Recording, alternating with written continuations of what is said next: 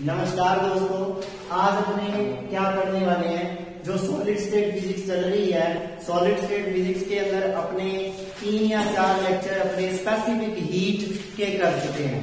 Specific heat में पिछले lecture में हमने आइंस्टीन मॉडल पूरा कर लिया था। वो लेक्चर आपने नहीं सुना तो जरूर देख ले, क्योंकि उस लेक्चर के अंदर इस लेक्चर का कुछ पोर्शन उस लेक्चर वाला काम आने वाला है, तो वो लेक्चर जरूर देख ले। एक डेरिवेशन मैं यहाँ करवाऊंगा नहीं, जो दोलक की माध्य ऊर्जा निकालते हैं, मीन एनर्जी ऑफ ऑसिलेटर जो निकालते हैं, वो मीन एनर्जी ऑसिलेटर की मैं निकाल के नहीं दिखाऊंगा। वो पिछले ही आप हमारा जो चैनल के ऊपर अपलोड हुआ वीडियो आइंस्टीन मॉडल का, आप उस वीडियो को देख लें। और नहीं पता तो मैं डिस्क्रिप्शन में उसका लिंक दे रहा हूँ, और आई बटन पे क्लिक करोगे वहां भी आपको वो वीडियो मिल जाएगा, उस वीडियो को देख लो। आज अपने पढ़ने वाले हैं तीसरा मॉडल। पहले डिलॉग पेटिट पढ़ा, उसके बाद आइंस्टीन पढ़ा, और आज हम पढ़ने वाले हैं तीसरा model, Debye model. Debye is model of specific heat of solids, यानी कि ठोसों की विशिष्ट ऊष्मा का डिबाई मॉडल।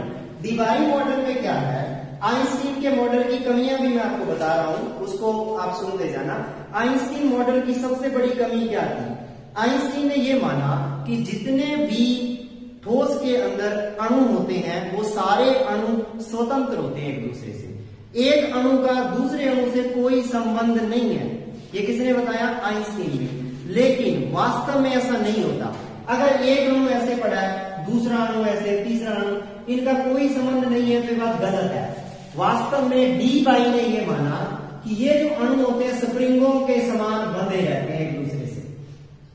एक अणु, जैसे मैंने डायग्राम बना रहा हूं, एक अणु दूसरे अणु से ऐसे स्प्रिंग की तरह बंधा रहता है। मतलब सारे अणु स्वतंत्र नहीं होते, एक दूसरे के साथ स्प्रिंगों की तरह बंधे रहते हैं, जिसको बोलते हैं कपल्ड ऑसिलेटर। कपल्ड ऑसिलेटर्स, यानी कि वो युग्मित दोलकों के समान, कपल्ड ऑसिलेटर के समान बंधे रहते हैं, मुक्त नहीं होते एक दूसरे से। ठीक है ना, ये सबसे बड़ी कमी थी आइंस्टीन की, आइंस्टीन ने मुक्त क्यों मान लिया। फिर दूसरी बात, आइंस्टीन का जो कर्व आया, सीवी के साथ जो टी का कर्व आना था, आना तो चाहिए था यूं करके यूं, और लास्ट में वो 3r के बराबर हो जाता है। हर लेक्चर में मैं ये बता चुका हूं। लेकिन आइंस्टीन के मॉडल का वक्त ऐसे करके ऐसे था, जो कि गलत था। इसलिए इस मॉडल को प्रूव करने के लिए क्या किया गया, इस मॉडल को प्रूव करने के लिए क्या किया गया, डिबाई ने अपनी ओर से कुछ चीजें मानी। और डिबाई ने क्या क्या चीजें अपनी ओर से मानी, उन चीजों के बारे में थोड़ा देख लेते हैं।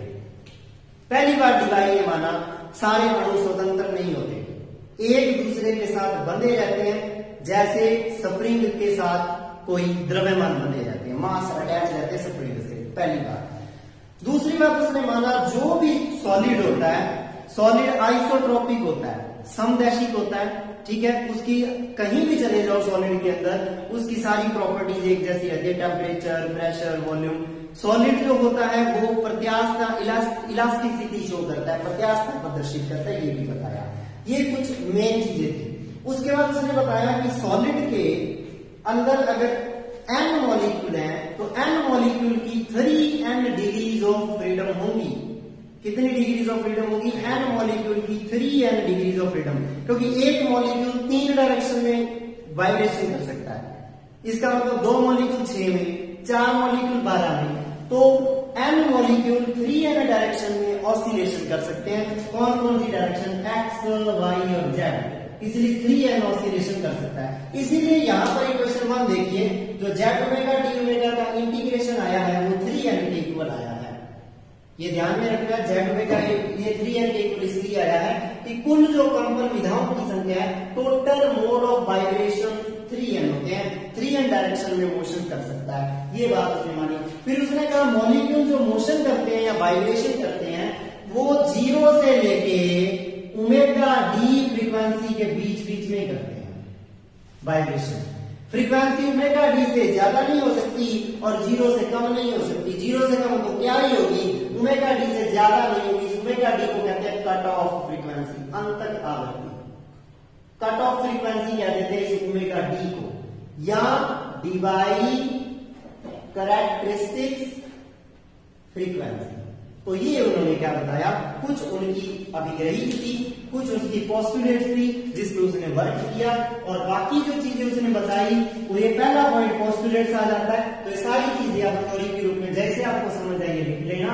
और नोट्स अगर आपको अवेलेबल करवाने हैं तो आप व्हाट्सएप ग्रुप से जुड़ जाओ, वहां से आपको मिल जाएंगे नोट्स, या फिर आप टेलीग्राम ज्वाइन कर लो, डिस्क्रिप्शन में लिंक है। इसके बाद सेकंड पॉइंट है डिवाई अप्रोक्सीमेशन, वो आ जाता है। तीसरे पॉइंट में मीन एनर्जी निकालेंगे, चौथे पॉइंट के अंदर टोटल इंटरनल एनर्जी यू निकालेंगे, पांचवें पॉइंट में यू का कर देंगे डिफरेंशिएशन और उससे आपको मिल जाएगा सीवी। और हमारा काम यही है सीवी निकालना है। सीवी होता है डी यू बटे डी टी। यू निकालना है उससे का मतलब, इसका मतलब यू निकालना है, यू निकालेंगे इससे। ठीक है, तो अब इसको पढ़ते हैं।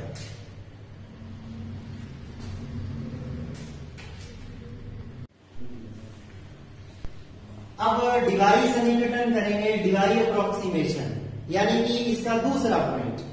पहले पॉइंट के अंदर हमने क्या पढ़ा, सारी की सारी परिकल्पनाएं हो गई डिवाई मॉडल की, पोस्टुलेट्स हो गई। अब अपने क्या करेंगे, डिवाई अप्रोक्सीमेशन करेंगे।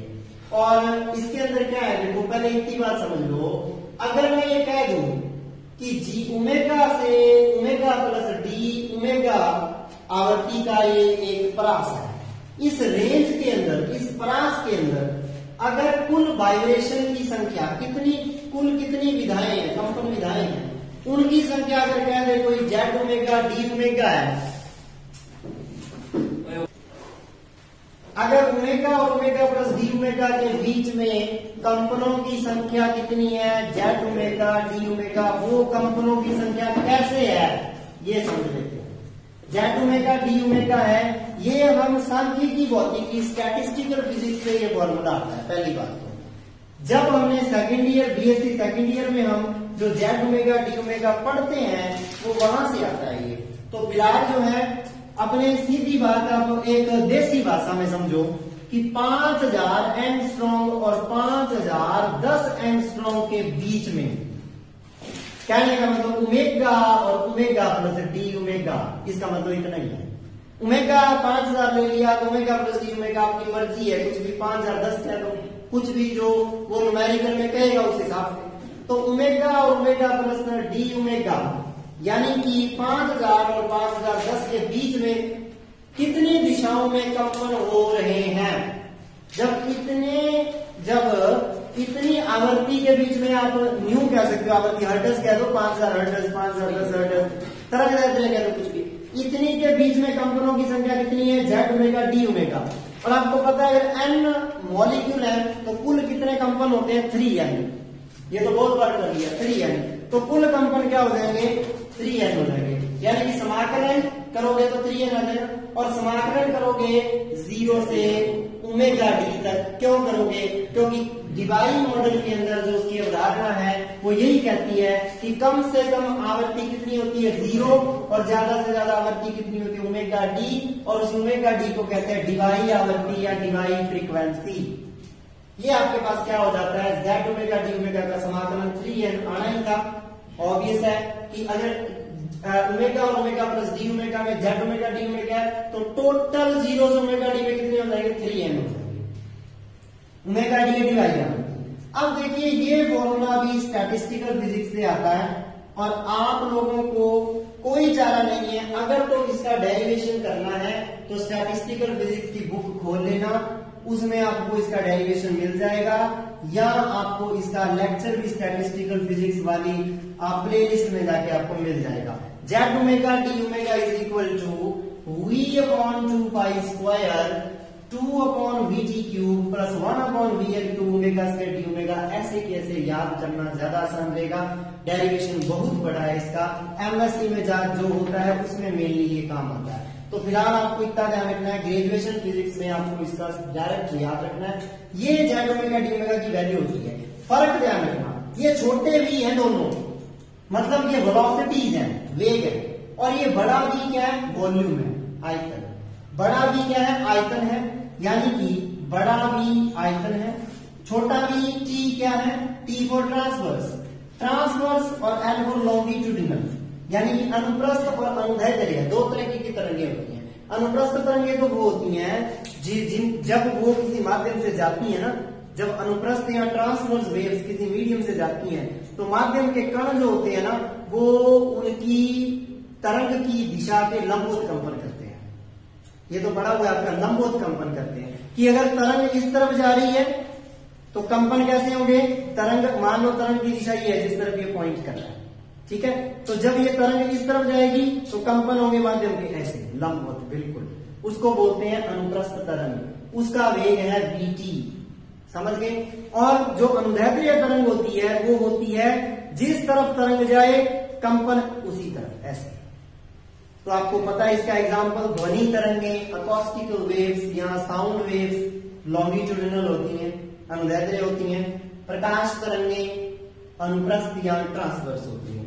ये वैल्यू यहां पुट कर देते हैं, पुट कर दी, ये वैल्यू यहां पुट कर दी, यहां पुट करते ही 2 in 1, 2 को 1 में पुट कर दिया, सारी चीज कॉन्स्टेंट, ऐसी की बात बताऊं, ओमेगा स्क्वायर डी ओमेगा अंदर रह जाएगा अकेला, तो ओमेगा स्क्वायर डी ओमेगा अंदर रह जाएगा, सारी चीज बाहर आ गई, ठीक है, यानी कि पहले ये लिख लेना चाहिए, ये चीज बाहर आ जाएगी, ये बाहर आ गई, ये ओमेगा स्क्वायर डी ओमेगा का कर दूंगा मैं इंटीग्रेशन, और आपको पता है क्या होगा, ओमेगा की power 3/3, omega cube by cube 3 होगा, ओमेगा क्यूब में ओमेगा डी रख देंगे, ओमेगा डी क्यूब बाय 3 बच जाएगा, सही है, ओमेगा डी क्यूब बाय 3 बच गया, बराबर 3n पड़ा, यहां से वैल्यू निकाली इस बड़ी बड़ी चीज 2/vt cube plus 1/vl cube की वैल्यू निकाली, 2 पाई स्क्वायर ऊपर चला गया 3n के गुणा में, उसके बाद ये 3 गुना चलेगा 9n हो गया, 2 पाई स्क्वायर इधर चला गया, v आ गया नीचे, और ओमेगा डी की पावर 3 भी आ गई नीचे।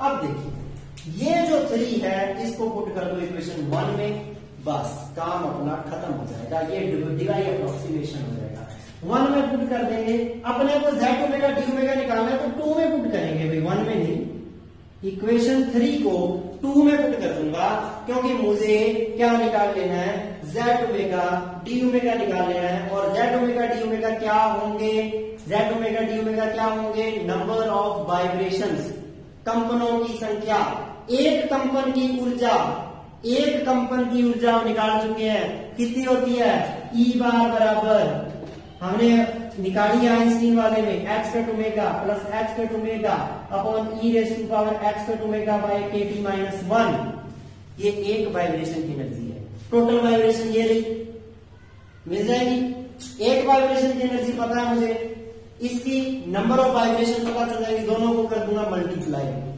और बाद में कर दूंगा इंटीग्रेशन, आंसर आ जाएगा।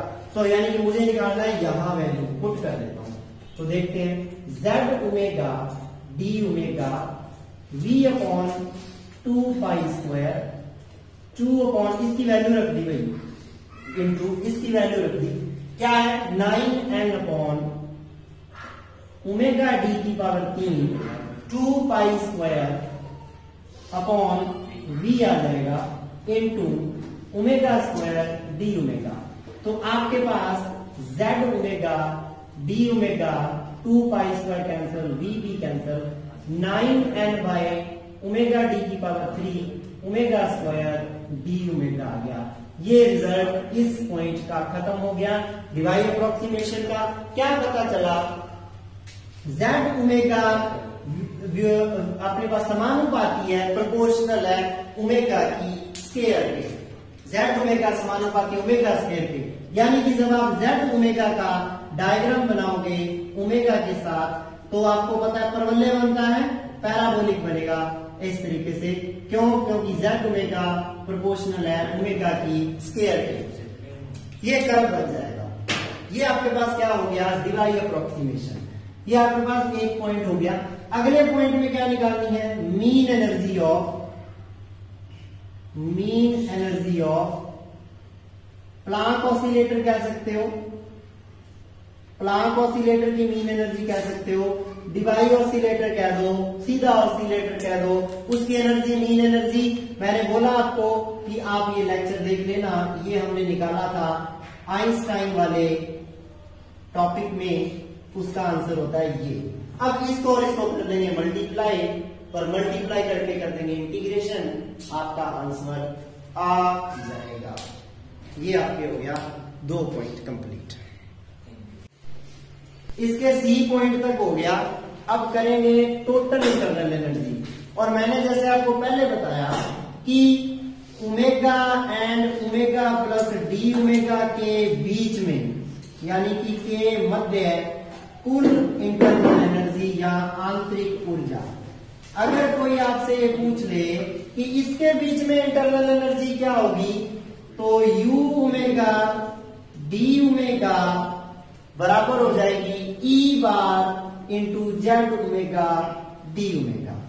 अब देखिए 0 टू ओमेगा डी के बीच में अगर पूछे टोटली मतलब के मध्य है कुल आंतरिक ऊर्जा, total internal energy in between 0 to omega D, इसका कर दोगे इंटीग्रेशन, यानी कि u निकल जाएगी इंटीग्रेशन 0 से ओमेगा डी ई बार जेड ओमेगा डी ओमेगा। और आपको ये पता है बहुत अच्छे से ई बार की वैल्यू क्या होती है, ई बार की वैल्यू होती है 1/2 h cut omega plus h cut omega upon e raise to power h cut omega by kt minus 1। याद कर लो अच्छे से। उसके बाद z ओमेगा डी ओमेगा की वैल्यू भी आपको पता है 9n अपॉन ओमेगा डी की पावर 3, ये ओमेगा स्क्वायर डी ओमेगा। ये दोनों मान यहां रख देते हैं फ्रॉम इक्वेशन नंबर 5 में पुट कर देते हैं, चूंकि सेंस हमें पता है तो पुट कर देते हैं। u आ जाएगा इंटीग्रेशन, पहले देखिए जो चीज कांस्टेंट है जिसमें ओमेगा नहीं है वो चीज बाहर निकाल लो, तो 9n upon omega D cube में ओमेगा नहीं है, बाहर निकाल लो। बचा ओमेगा का स्क्वायर जिसमें ओमेगा है, इंटीग्रेशन के अंदर 0 to omega D, E bar की वैल्यू रखेंगे पहले, ई बार की वैल्यू ये साई 1/2 h cut omega plus h cut omega upon e raise to power h cut omega kt minus 1 into omega square D omega. ये आपके पास क्या आ जाता है, इसकी वैल्यू आ जाती है। अब क्या करेंगे, ये आपके पास जो वैल्यू यूज करनी थी हमने लिख दी, अब चाहे इसको साफ कर दे, कोई अपने को दिक्कत नहीं है। अब क्या करना है, हमें क्या निकालना है जी, मेन पॉइंट। इक्वेशन नंबर 6 देके हमें ई नंबर पॉइंट निकालना है जी, specific heat. Specific heat at constant volume, यानी कि नियत आयतन पर विशिष्ट ऊष्मा।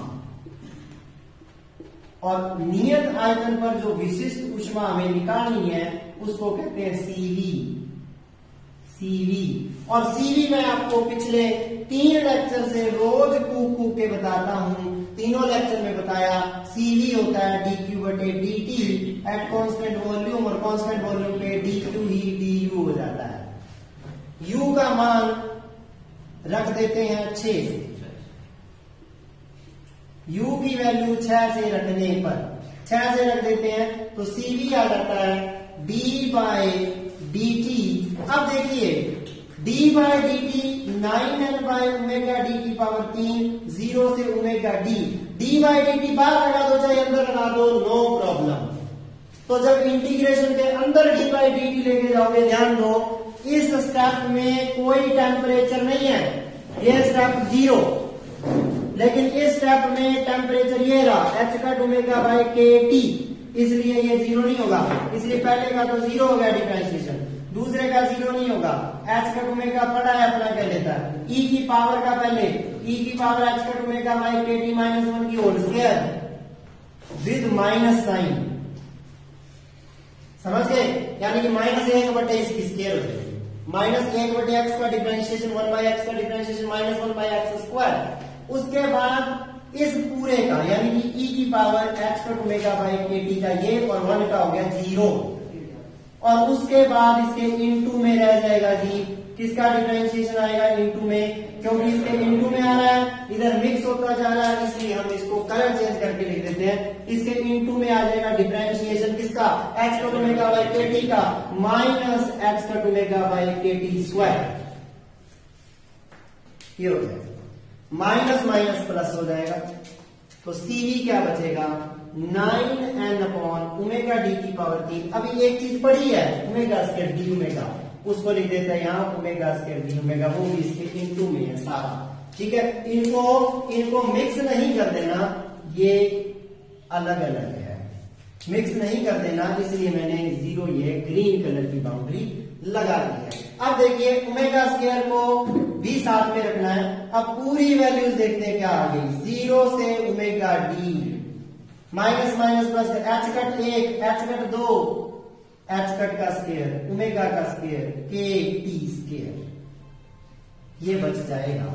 फिर क्या बचेगा, ये तो इतना बचेगा। उसके बाद ऊपर नीचे के का कर देंगे मल्टीप्लाई, जैसे पहले किया था आइंस्टीन मॉडल में, के का कर दिया और के का हो गया स्क्वायर।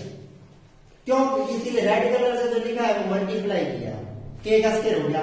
के का स्क्वायर हो जाएगा तो आपको पता ही है H cut omega bye K, इसको अपने क्या लिखा था याद करें तो एच कट ओमेगा बाय के को हमने लिखा था थीटा ई लिखा था वहां, आइंस्टीन टेम्परेचर यहाँ थीटा डी कर देंगे तो वो बाद में चलते हैं वहां, पहले मेन चीज देखते हैं, रह क्या गया, ई की पावर रह गया, नीचे भी ई की पावर रह गया, -1 की होल स्क्वायर। ये यहाँ ज्यादा मिक्स हो जाएगा, बाद में लिख लेते हैं इसको, पता नहीं चलेगा, कंफ्यूज हो जाएगा। एच कट इसकी स्क्वायर, ये ओमेगा का स्क्वायर पड़ा, इस ओमेगा के स्क्वायर को भी तो रखना है, ओमेगा का स्क्वायर ये रहा, ओमेगा की पावर हो जाएगा 4 हो जाएगा। ओमेगा अब यहाँ अवकलन डी ओमेगा के सापेक्ष डिफरेंशिएशन है, तो क्यों ना हम ऐसा करें, ओमेगा की पावर 4 को तो अंदर ही रखना है, इसके साथ रख लो, बाकी कांस्टेंट सारे बाहर आ जाएंगे। यानी कि सीवी की वैल्यू क्या आएगी, बाउंड्री सेपरेट करते रहेंगे साथ साथ, सीवी की वैल्यू क्या आ जाएगी, यहां से क्लियर हो जाएगा, सीवी बराबर, बहुत आसान हो गया, सारा कांस्टेंट बाहर आ जाएंगे, 9n बार आ गया, ओमेगा डी क्यूब पहली बार है, एच कट का स्क्वायर बार, के टी का स्क्वायर बार, अंदर बच गया 0 से ओमेगा डी, ओमेगा की पावर 4, ई की power H cut omega bye K T, ई की power H cut omega bye K T, -1 का होल स्क्वायर डी ओमेगा। मान लीजिए, लेफ्ट कर लीजिए H cut omega bye K T को एक्स मान लीजिए, सारी इक्वेशन एक्स में बन जाएगी समाकलन के अंदर, इंटीग्रेशन के अंदर एक्स रह जाएगा अकेला, आसान हो जाएगा सॉल्व करना। एक्स मान लीजिए तो डी ओमेगा को भी तो कुछ जहां जहां ओमेगा है वहां रख दूंगा के टी एक्स बटे एच कट, और जहां जहां पे डी ओमेगा वहां रख दूंगा के T D x bye H cut. और अब आ जाइए इसके लिमिट के ऊपर, देखिए व्हेन आपके पास जब ओमेगा की वैल्यू 0 है तो ओमेगा को 0 पुट कीजिए, एक्स की वैल्यू भी 0 हो जाएगी, एंड जब ओमेगा आपके पास ओमेगा डी है तब एक्स आपके पास है H cut omega D by K T, ये है ठीक है। जब ओमेगा को ओमेगा डी पुट करोगे तो ये बन जाएगा H cut omega D by K T, जब ओमेगा को 0 पुट करोगे एक्स 0 हो जाएगा, तो लिमिट रह जाएगी 0 टू जो भी आपके पास है CV is equal to 9n upon omega D की power 3 H cut square by K T square 0 to H cut omega D by K T, H cut omega D by H cut omega D by K T, omega की power 4 मतलब इसकी power 4, मतलब इसकी power 4, और इसको हम लिख देते हैं k की पावर 4, t की पावर 4, x की पावर 4, h कट की पावर 4, बहुत बड़ा डेरिवेशन रहेगा। अब e की पावर तो पता चल ही गया आपको, h cut omega bye K T जो x है, नीचे भी e की पावर x -1 का होल स्क्वायर। अब d ओमेगा की वैल्यू ये के टी डी एक्स, के T bye H cut into D x, ये आ गया। सॉल्व करके सब कुछ बाहर ले आते हैं, सब कुछ बाहर ले आते हैं, 9n कितनी बार क्या बाहर लेके आओगे, सारा कुछ बाहर ही काटते जा रहे हैं, खतरनाक रिजल्ट, अंदर केवल x रखना है, बाकी सब बाहर।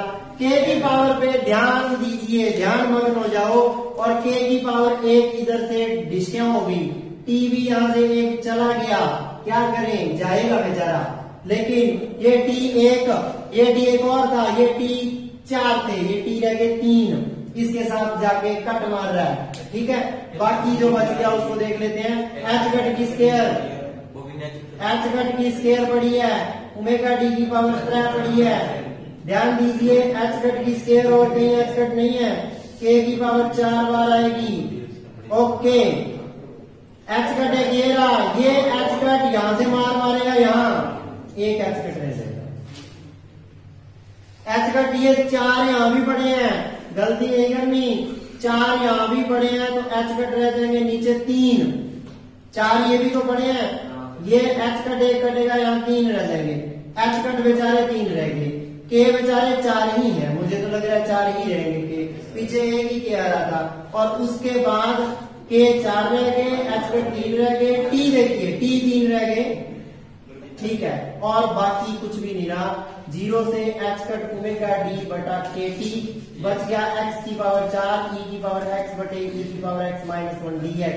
अभी ये इंटीग्रेशन सॉल्व नहीं हुआ, इंटीग्रेशन सॉल्व करना आसान नहीं होता, सबसे मुश्किल चीज फिजिक्स इसके अंदर, मैथ के अंदर इंटीग्रेशन ही होती है, और फिजिक्स के अंदर सबसे मुश्किल चीज डिवाई मॉडल होता है, इसलिए मार्कर भी गिरने लग गया, सबसे मुश्किल डिवाई मॉडल होता है, तो इसको खत्म करेंगे। स्क्रीनशॉट ले लो अच्छे से, आ गया आपके पास। अब क्या करना है, इसका इंटीग्रेशन सॉल्व करना है, उससे पहले एक चीज आपको मानिए, देखो जैसे आइंस्टीन के अंदर बहुत ही इंपॉर्टेंट चीज आई थी थीटा ई, आइंस्टीन ताप, वैसे यहाँ थीटा डी होगा डिवाई टेम्परेचर, और वो होगा H cut omega by H cut omega D by K, उसको ये मानेंगे। तो ध्यान से देख सकते हो एच कट ओमेगा, यहां से देखो H cut omega D by K, ये रहा, इसकी पावर 3 है तो के की पावर 4 है, इसको हम 3 अलग कर लेंगे, 1 अलग कर लेंगे, यानी कि अगर मैं इसको लिख दूं डिवाई ताप, डिवाई टेम्परेचर लिख दूं तो कोई दिक्कत नहीं है, डिवाई टेम्परेचर, तो सीवी की वैल्यू क्या आ जाएगी बेटा 9 ये के बाहर निकाल लिया है, एच कट ओमेगा डी, ऊपर बचेगा के की पावर 3 इंटू टी की पावर 3, समाकलन में भी देखिए H cut omega D by K, इसको थीटा डी कर दूंगा, theta D by T, X की power 4 E X minus 1 D X.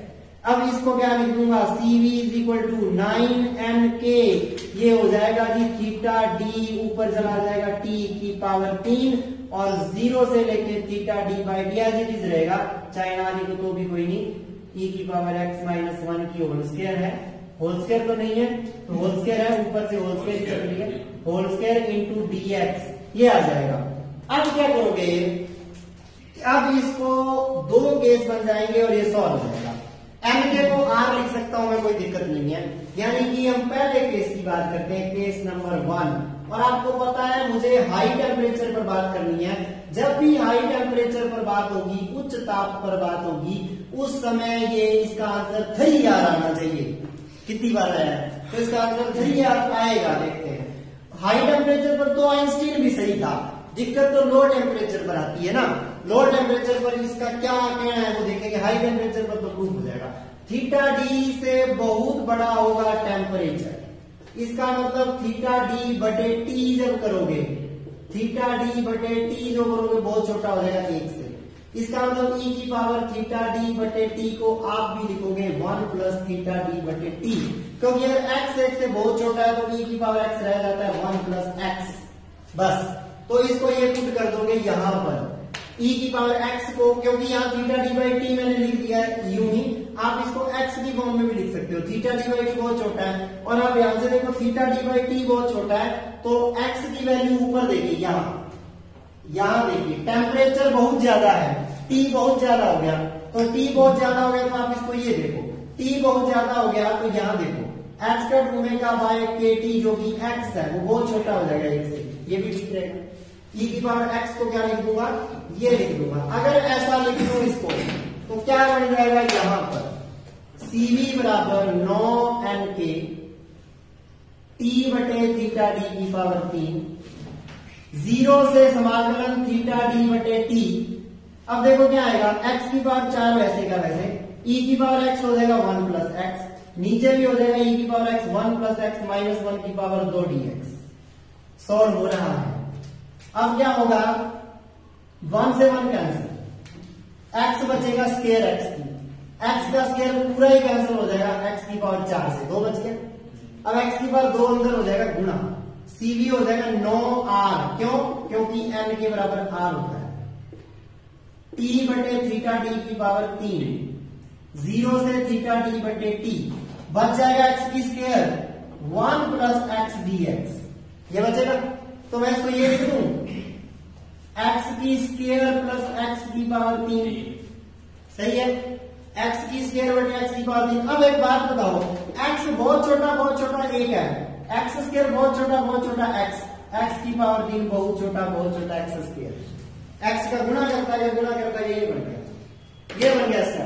अब सीधी सी बात है, एक्स क्यूब को छोड़ दूं तो x बच जाएगा, और x का अवकलन क्या हो जाएगा, समाकलन क्या हो जाएगा, एक्स स्क्वायर का एक्स क्यूब बटे 3 हो जाएगा, ठीक है। इसको एक्स क्यूब बटे 3 कर दूंगा, सीधी आ जाएगा 9R T by theta D की पावर 3, 0 से थीटा डी को तो है ही, एक्स की पावर 3 बटा 3, 0 से थीटा डी बटा टी, 3 से ये कट जाएगा, ये बच जाएगा 3R, सीवी आ गया 3R टी बटे थीटा डी की पावर 3, और ये क्या बच जाएगा, थीटा डी बटे टी की पावर 3, पूरा का पूरा इससे कैंसिल।